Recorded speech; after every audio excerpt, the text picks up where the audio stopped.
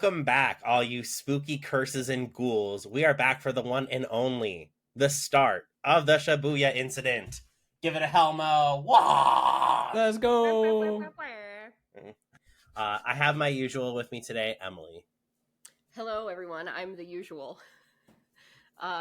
Excited to be back here, and in some sick way, I am excited that Shibuya incident is starting, but also, like, I know what that means. So, yep. That's what we got. Let's just rip off the Band-Aid, shall we? Here we go. All right, awesome. And we actually have a special guest joining us today. Now, this is someone who has done behind the scenes for our podcast before. We are so grateful for his help in everything that he's done to make post-production easier, and of course, being our behind-the-scenes man. Emily's partner, Tom. Tom is Emily's often referenced film buff, and it's going to be really cool to get your opinion on today's episode. Hello, Tom. I like JJK. That gave me I like Turtles vibes. I like Turtles. I like Gojo. That was good. I like it.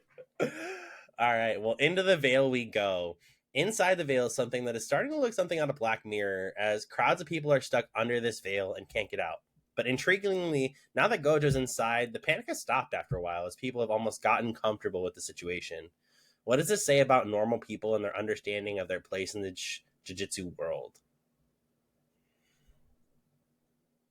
I think like most of them are like no idea that curses even exist, right? I think that was kind of talked about earlier, where in the first season where Megumi finds Yuji at the high school and he's like, I don't care if you don't believe in it or not, they're real and they're gonna kill you right now. I think most of the general population has no idea. Yeah, I mean, almost like a speedy sense of like Stockholm syndrome here, right? Because I think anybody's gonna panic being like forced into a claustrophobic space, which like they, you know, even though it's kind of like a large geographical area that they're trapped in, like they know that they're trapped and there's a lot of people in there and it's a holiday and they're in like weird claustrophobic costumes because it's Halloween, and so like there's just an innate sense of panic that's happening. But like Tom said, like they don't even know like the bigger threat that is at play here, because they can't see it, they can't hear it, except for a couple of people who are being looked at like they're crazy by the people that cannot see, you know, the curses that are running amok here in Shibuya Station. So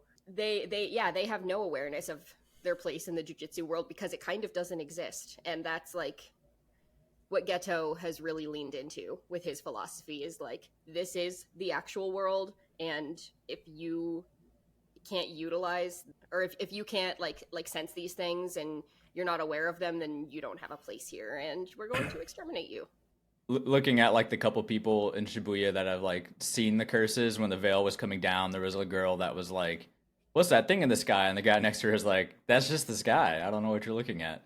And then later in the episode, you know, it just really goes to show like there's other people that can see cursed energy. And I think that that's really interesting. Because later in the episode where Choso and Jogo and them are walking down the subway and they're like, what are those two guys talking about? And the other person's like, don't you mean four? I just think that it's like a really interesting aspect added to it. Like there's they're just highlighting a couple people, but there's probably even more people in there that are like, there's some shit going down and we're like stuck here. So I think that's cool. I think that'd be pretty scary, honestly, to be like the conscious one, to like know what's going on, but also know you're powerless to do anything about it. That's like Yuji's whole thing though, right? Is he always feels not powerful enough to go up against these curses. He's like constantly having the lower hand on stuff. So I really like Yuji. I'm going to talk about Yuji a lot. I mean, we stand Yuji. There's no one who doesn't on this podcast, so we fit right in. Then we kind of see Yuji, Mei, and her younger brother are shown en route to Shibuya or the Meiji Shrine. And Mei also, just throwing it out here, she kind of looks like the captain of the Silver Eagles from Black Clover. I can't unsee this, okay? She's got the little like part down the middle of her hair, and it just reminds me. Also, a little bit of like the egotistical attitude part too. Not as much as that guy. I don't know his name, don't ask me. But we see them learn the veil and start to go off from where we last saw Yuji. What were your initial expectations of him going into this arc? I mean, Yuji's so interesting as a main character for this, like, entry into the Dark Trio, because he technically doesn't really have the Jujutsu sorcery powers the same way that some of these other people do, and like we're gonna see and learn a little bit more about that as we proceed. We've seen glimpses of it, but he is like physically overpowered as hell. He is like, I mean, we saw him in episode 1 and he threw that like javelin ball like he was throwing a baseball, and like broke the Japanese national record by like more than 10 meters without even trying. And that, you know, that was episode 1. We've seen like the brute physical strength that he has. So like if anyone could just like like just knock out a curse without even using any cursed energy, it's probably Yuji. And we've seen that he's like been successful in fights so far, and he seems pretty confident, you know, walking into this situation as well. He's like, I'm definitely not going to lose.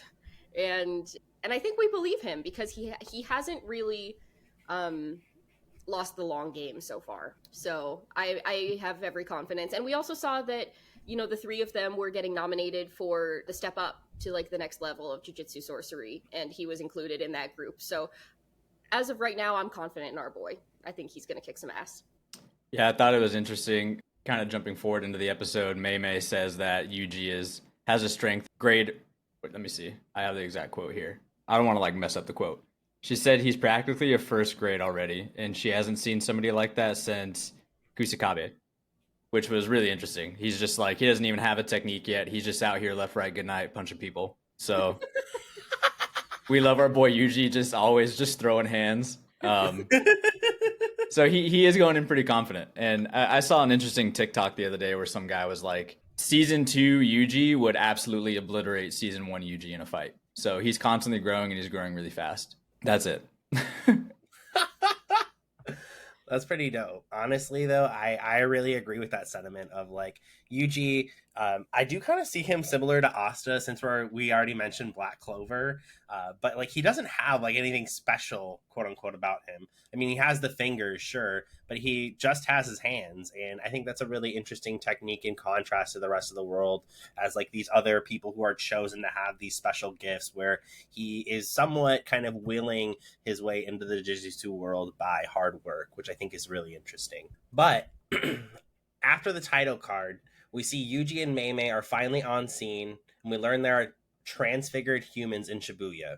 Now, Yuji's face was everything in this moment, because he was like, and all of a sudden, we know who we're looking for. Patchface. Mahito. What are y'all's opinions on Mahito? He's my least favorite character. Not from like a writing standpoint. I just think he's just, I really dislike him. He's just mean. I don't like him. Also, this is the first time Yuji learns his name in this episode too. He just calls him Patchface up till now. But I think that the grasshopper calls him Mahito, which he kind of sticks with. Yeah, I guess we'd only learned his name from listening to like Geto speak with Mahito, but I feel like we've known that name for a while. I don't remember exactly when that happened for us. I'd have to go back and look. But my opinion on Mahito, he is a fugly skank. I do not like that raggedy ass bitch. I don't like him. He's just like petty and mean for no reason.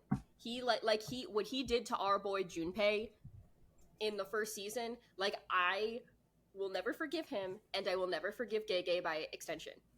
Because they put that boy in the intro and he was so sweet, and his mom was a single mom who worked 2 jobs, who loved her kids and never stopped. And Mahito did all that, and now she's gonna have to eat her soup or whatever by herself? Absolutely not. Absolutely not. I want Yuji to throw hands. I want Yuji to rip those patches off one by one. That's my opinion. I think a lot of the other curses that are in JJK have like redeeming qualities that you kind of like you like the personality, or like they have a cool character design, but no, he's just ugly and an asshole. So I really just don't like him. You got to pick one. Pick your struggle, buddy. Like you can only be one of those for us to like you. You can't be both. Tom, we're about to hear that Brian probably likes Mahito.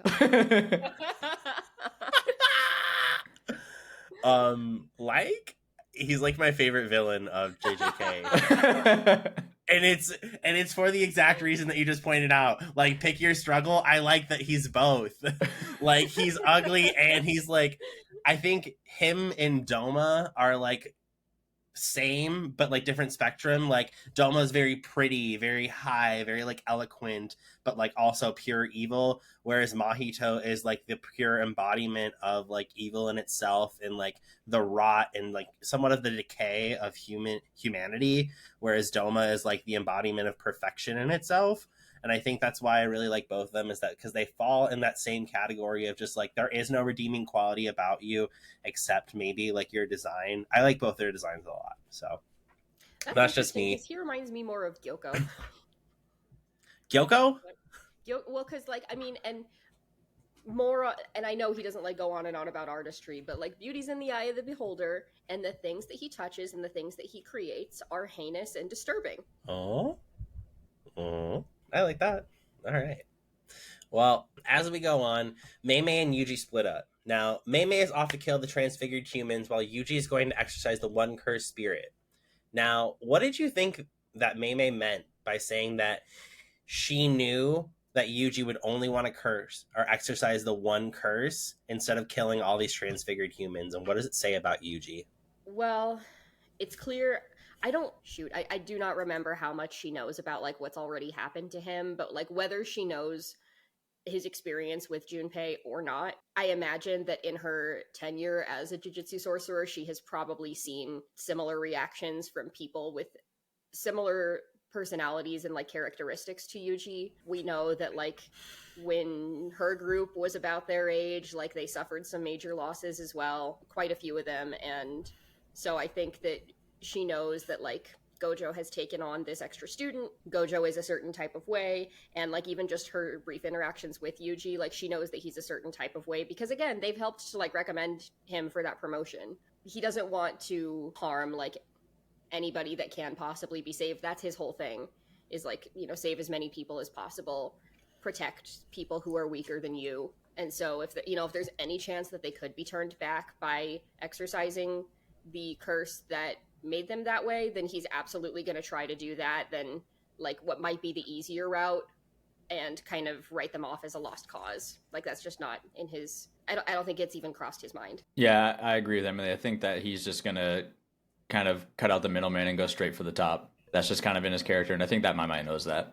Yeah, I think it kind of still speaks to like his innocence of the like Jujutsu world, kind of like Emily was saying, with the sense that like it pains him knowing that like there's a story behind each one of those transfigured humans, and while they are something different, like knowing that the one reality that's most realistic is to put them out of their misery probably does more harm for him than it does good.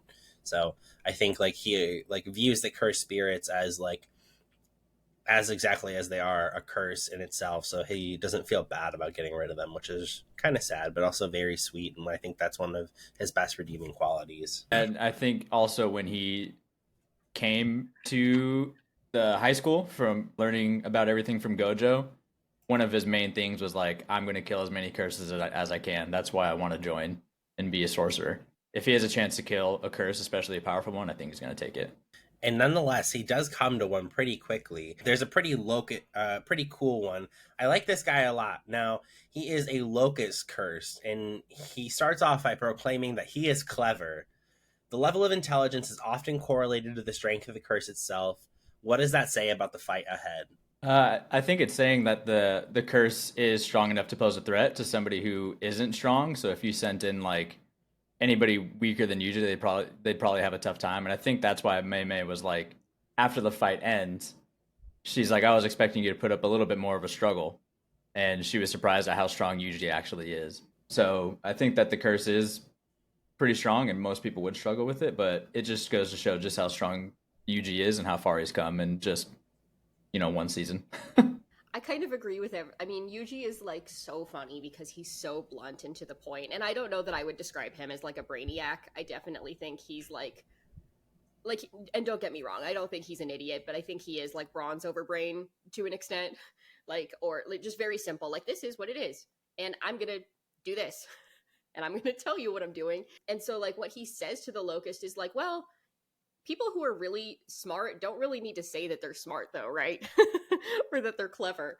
And and the locust is like, He has that like long absolutely reaction. right. That's like way too long of a shot. It's like way too long. But he's like, oh my god, he's clever. And, He's like, you guessed it, I'm a grasshopper. Oh my gosh, this guy's smart. uh, and it's like, it's simple, and it's a nice little like breath of fresh air to get like a little bit of comedy from this character. But it's like, yes, this is like a decently strong curse, and but Yuji's already fought like much stronger curses in season 1, you know. It's interesting to me that this one would be the one guarding something that's like allegedly so important. So it leads me to believe that this locust character is probably placed as a bit more of a test, because we know that obviously it has like the ability to speak, which does correlate with how strong they are to speak and understand human speech as well. But we know that Mahito is downstairs, and if Mahito is downstairs, then there's probably a couple others that we need to be concerned about that are likely downstairs as well. Yuji's not dumb, but he's simple. He's very simple, and he's like, this is gonna be a piece of cake for me. So he's right. I think you're right that putting the locust curse there is kind of a test to protect the veil, because immediately after it cuts to Mahito and he's like, oh, the locust curse died. There's a strong sorcerer here besides Gojo. So I think that now they're also just kind of preparing to be in other fights. So I think you're right about that. It's all about pacing, folks. I love it. I love to see how this is kind of like unraveling. It's always nice to see, like, as a manga reader, and then you get to finally see it in anime form. It always like helps, I think, explain things a lot better, which is what I like about the start of this arc. Now, once this fight actually starts up, it is a great scene to watch. With the conversation included, the scene's about 5 minutes long. What were some of your favorite parts about this fight? How did you feel about the pacing? And what does this kind of tell us about what conflicts are to come? Can I go back just like 1 second? Because Yeah. there is something in this episode that did get clarified for me as a manga reader. And it's when Gojo enters and he's like landing on that girl's face and like is gonna step on her, and she's like, oh my god, this guy's gonna step on me, and then he just like bounces over them. When I read that in the manga, I thought he was like literally walking on their heads. But they like added like a doom, doom, doom sound effect. And I was like, oh, of course he's using Limitless to like walk over them. But when I read it, I was like, why is he just like walking on their heads? So that was definitely clarified for me this episode, which I thought was really funny. Because I think when I was watching it, I was just definitely having a laugh at myself for being such an idiot and being like, of course he's like not actually on their head. Anyway, I just thought that was funny. To be fair, I wouldn't put that above Gojo, though. So yeah, literally. That's why when I read it, I was like, okay, yeah, I guess that's on brand. But as far as the pacing of the fight and the conflict with this locust, let me just say that I was absolutely living vicariously through Yuji in this moment, because if there's one thing I hate on this planet more than anything else in the entire world, it's grasshoppers. I hate grasshoppers. So I hate them. And so we're in like the southwestern United States, and every year that there's like a rainy winter that we get in the spring, there are millions of grasshoppers, and it is like my 9/11 walking outside. I'm like, it is my Roman Empire. It is my I cannot handle the grasshopper. Like, I don't like them. I'm going to stop there because I could keep going. But so the fact that Yuji gets to like throw hands with this grasshopper is like so endearing to me, because he's trying to wipe them out. And also the fact that this, like, the reason that he probably became a curse in the first place is because people hate locusts and grasshoppers, because they swarm and then they eat everything and then they're gone. And also they are just like disgusting. So that's probably how this curse manifested. So he's literally throwing hands with like one of the 10 plagues of Egypt right now, and he's winning. And I absolutely love that. I would be horrified. I would not be able to do it. So instead, I live vicariously through Yuji. As far as the pacing of the season to come, I mean, these fights are going to be wild. And again, you know, this week there's the continued controversy of like the ghosting and like the blurred movement, which was definitely pretty obvious in this fight. But somebody on Twitter, one of the JJK accounts, posted like some snips that they got of the unghosted version, which means that they do exist. Japanese television is broadcasting something different, and it's strange that that's what's being like sent to Crunchyroll rather than like direct from the studio. But I digress. I still think even with the ghosting, you can see like how intense this fight is. And again, this is like mini boss number 1 in the dungeon. This is the test. This is not an actual fight. Yuji's throwing a multitude of hands, and if this is again like mini fight number 1, we're in for it. Yeah, I think one of the main things about this fight is to illustrate just how strong Yuji's become. And I know I keep saying that because I'm like a huge Yuji fan. He's like he's my favorite character in JJK, but I think the thing that illustrates it the best is the final line that the narrator says, which is, there was a gap in their strength that no trick could overcome. So just showing the skill gap, like this is a pretty strong curse, and Yuji is that much stronger that it doesn't even pose a threat to him. Like this thing has 4 arms, it's got better eyes, it's like a stronger body, and Yuji's just able to basically kick its ass like nothing. And he doesn't even move. He's just like throwing hands, not even like anything else. Left, right, good night. That's it. And I just think that's really the whole reason for him to win this fight, is just to illustrate how strong he's become. But I did really like the fight. I thought it was really cool the way that like they kept hitting between walls, and like the way that the angles of the camera were like supposed to be, because I thought that was just really cool watching like their like interactions as they kind of went from scene to scene. I really like that a lot.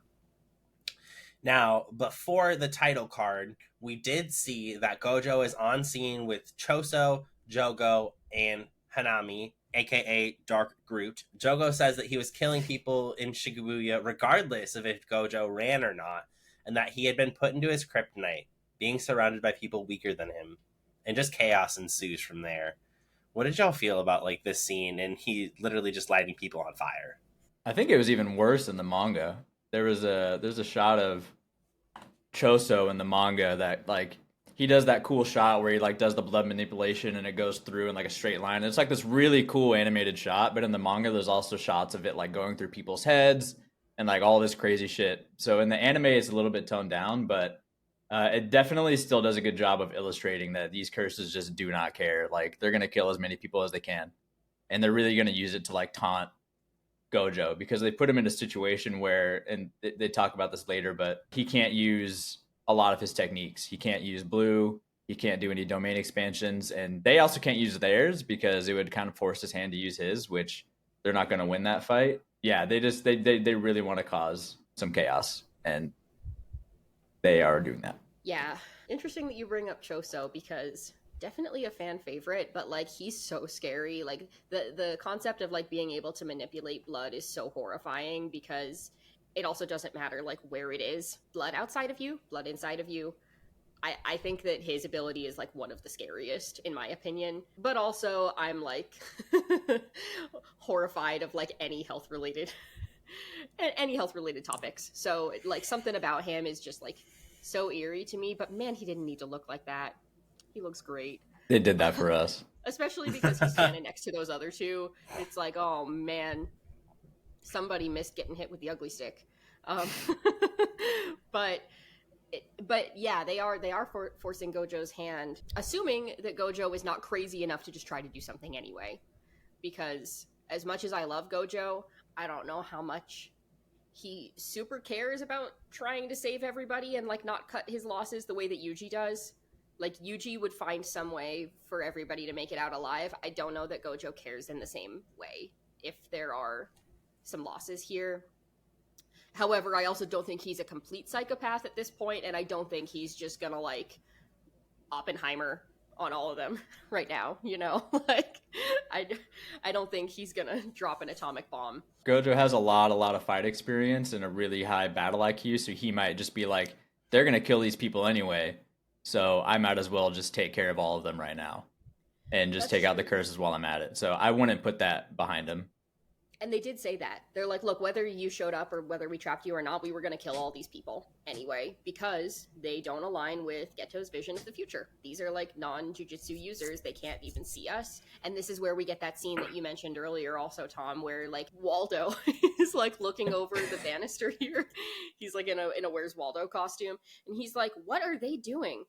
Who are those two guys? Like, what are they talking about? And somebody else is like, don't you mean four? And it's like, it just, the unknown skill gap between like the poor like innocent bystanders that are just already there. Obviously Gojo's job per like the jujutsu sorcery like school and alliance or whatever, like he's probably supposed to try to save as many of them as possible, but also like I think he's more likely to cut his losses than Yuji, so we'll see what happens, but it's not looking good. There's a pretty messed up scene in here too where like this girl falls down and like this guy tries to pick her up and he just gets like a hole through his chest, like really gets Rengoku right in front of her.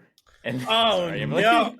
And then he just like spontaneously combusts into flames. And while I was watching it, I was like, she's not seeing Jogo. Like this guy just donuts in front of her for seemingly no reason and then just catches on fire. And she's probably like, oh my God, what is actually going on? So I thought that scene one of the more chilling ones, I think, in the episode that I haven't really seen a whole lot of people actually talk about, but like from her perspective, that's probably pretty insane. She's like, I'm never taking the subway again. Oh God. Two things I want to talk about real quick. Also, if you guys didn't see it, when Gojo was bopping along their heads like Mario, they also had someone dressed as Freddy Krueger.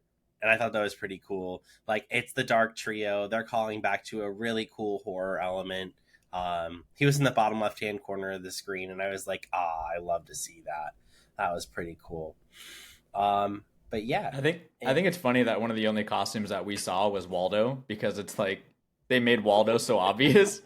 It's like the easiest reference to see, and it's like the opposite of his character. It's kind of funny. There were a lot of little Easter eggs with the costumes, which was fun. There were like some nods to other animes. I saw like somebody pointed out like a Haikyuu character. Somebody pointed out like they saw like Law from One Piece, which is really fun. So there's probably more. I probably should like just slow down those scenes, just click through them and be like, who's here? Who's here? This is my Tarzan in Frozen moment or whatever. Whoever was there, I don't remember. What it wasn't No, it was Rapunzel. It was Rapunzel. Look at that. Learn something new every day. Now, an interesting part about this back half of the episode is that we keep flashing between the current moment and a flashback of Geto and Jogo in the park. Did you guys like how this was done and how they revealed key information in the episode as they were entwining the fight scenes?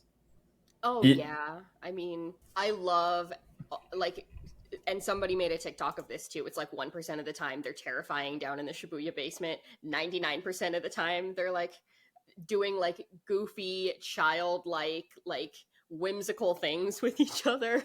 And so Geto's literally like standing on this playground, like blowing bubbles, and like you're just waiting for like the pin to drop and like for the bubbles to explode or something crazy and like take out all these kids at the playground because you know he's so dangerous and what he's capable of. It doesn't happen though.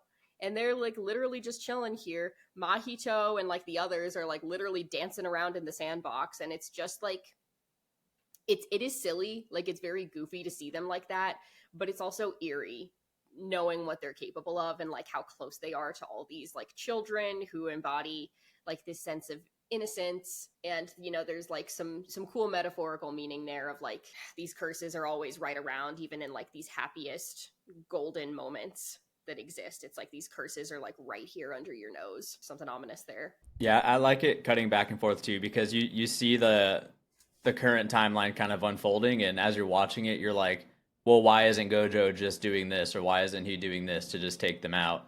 And then it kind of like slowly reveals their plan and what they have to do, and then at the end it reveals like, you guys need to hold Gojo for 20 minutes. And honestly, in like a fight time, like looking at like Hunter x Hunter, there's a fight that like literally takes place over 5 seconds, and it's like all this stuff it's like 20 episodes or something in 5 seconds. So watching this fight, you have to hold the strongest sorcerer alive for 20 minutes. That's going to be extremely difficult. So it's going to be interesting to see how it pans out as that information gets, kind of revealed. Yeah, I thought the bubbles were really cool. I think like it was really interesting to see like the bubbles pop, and I felt like maybe I'm just like misremembering it, but I feel like as the bubbles pop, like each time they revealed like another big point, and like I felt like that was like somewhat symbolic of time passing. So I thought that was really cool.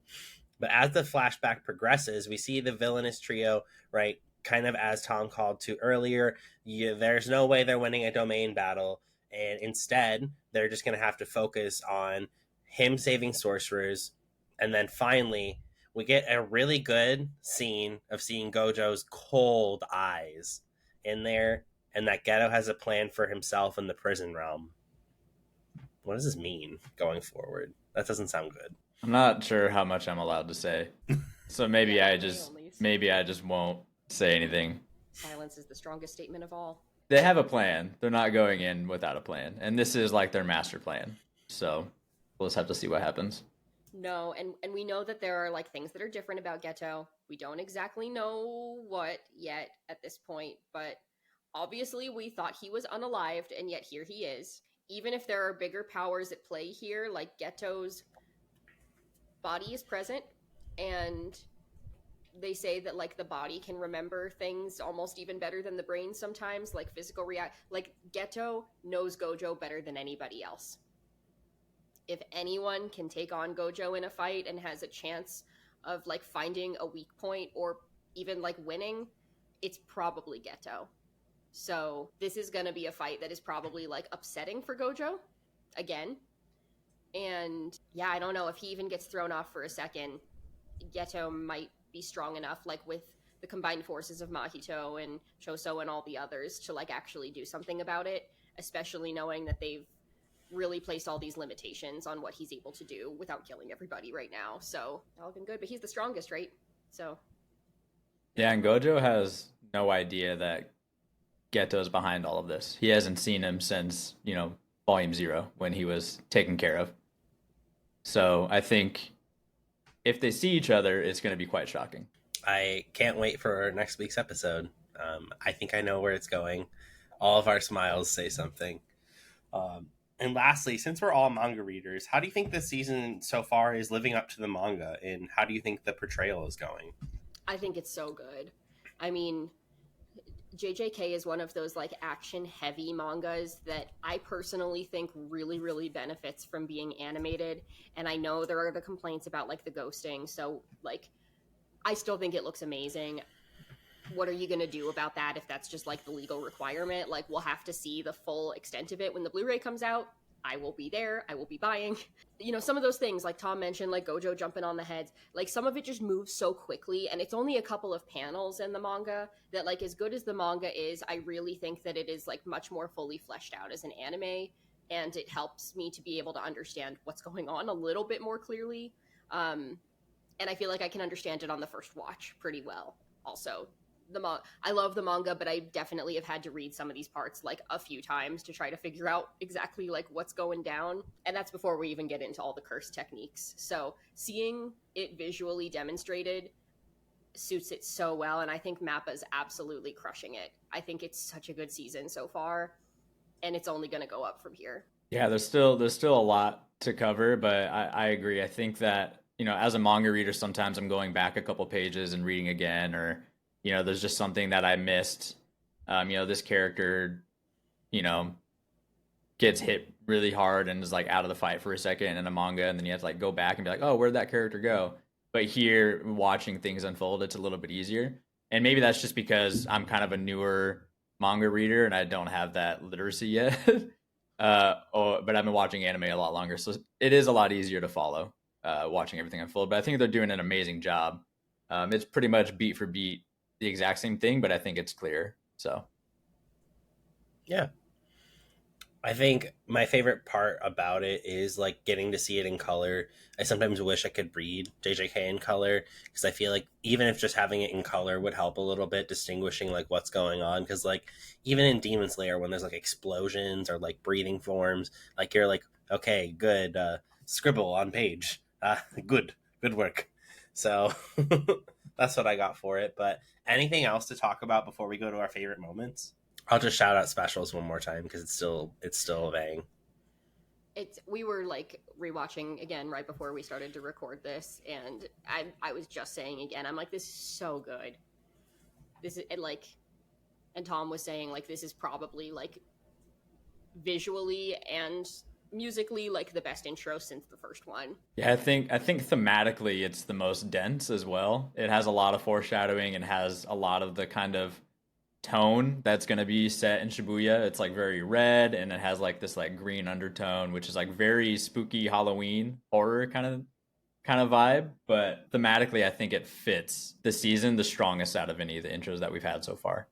So it is I think as a whole it's my favorite intro. Not necessarily my favorite song, but I think from like a narrative standpoint, I think it's the strongest. All right. Well, I like it. All right. Well, moving on. Let us lift the veil on our favorite moments, shall we? Mine was watching Gojo in the opening scene. I think they really made him look like a god among men. Just the way that he literally floated and was like literally just like floating midair in like a sea of people.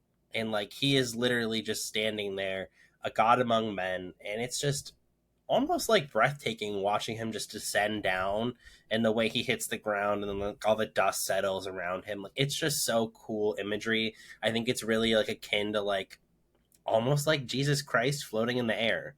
And like maybe that's like sacrilegious, but I think they are truly giving us like this godlike presence with Gojo. And I think that says something about kind of what's to come, is like the god of the good guys is standing there but is now getting pinned down a little bit. Yeah, we love our narcissistic man, but he kind of earned it though. So like, say what you will. I think my favorite moment in this episode is actually probably the bubble blowing scene in the playground. It's like visually a big break from the rest of the episode. It's like this like warm golden color, but it's so eerie, like I said, and I just think like even though for them it's just a conversation, like that metaphorical like kind of double meaning to me is really cool. Like it's just not lost on me that it's like anywhere you go in these like happiest, warmest moments that exist, like these curses are there. They're always there, and it's up to them whether they're going to do something. And as malicious as they are, like he's just blowing bubbles right now. But I don't know. There's something very creepy about that. But small little bonus shout out to the animation of Gojo's eyes at the end because it looks so good. They love that man's eyes. Half the budget going to his eyes every time. And then like his hair like falls down all nice. It's like those lines are so hot. My favorite part. So I have a favorite part and I have a favorite animation. My favorite part obviously is Yuji winning his fight and being gassed up by Mai Mai. I thought that was really cool, just to show how strong he's become. But my favorite animation is Choso's. I forget the exact name of his technique, his blood technique. He calls it something. It's like blood blade or some shit. I don't know. But the animation of that like coming at the camera for so long in like a straight line, and then just like going around Gojo's Limitless was so fucking cool. Totally my favorite animation from the episode. Gojo's eyes are a close second though. I'm gonna get so much shit for calling it blood blade. I just know it. I think it's piercing blood. Piercing blood. That sounds right. The way it like comes out from his eyes though, and like goes forward is not something I kind of comprehended in the manga. So that's like another thing that was clarified, like where that comes from. I thought that was really cool. Yeah, right. This week's Taisho Era's secret is that I am current on the manga of JJK. Now, the chapters are crazy because like things heat up even farther from here. Like we know Shibuya is bad, but like everything after gets worse. Like it doesn't get better. And like when they said Dark Trio, they took that personally because everything is just so sad. And like the fights get even crazier. So I can't imagine what anything after Shibuya is going to look like, especially as animation technology upgrades throughout time. So I'm very excited to see that. But again, that's like April 2025 or like whatever that may look like. So we'll get there when we get there. But that's all we have for this week. So I want to say thank you to Tom. Thank you so much for being here today. You've been an awesome guest to have. Please go follow him on his socials. He's on TikTok at YTom. You can see him stream games all over his TikTok. It's YTom, WHY, another Y, and then TOM. And then, of course, don't forget to follow us on TikTok at Hashira Half Hour so you can see bite-sized podcast clips, or you can see Hannah play Smash or Pass once in a while. Of course, since we're in JJK, I also figured we would switch from Umai to Yoaimo. So, with that being said, Yoaimo. Yurik Tenkai, Yoaimo. Date kimi, yomaimo. Why did you guys pop off? Oh my god.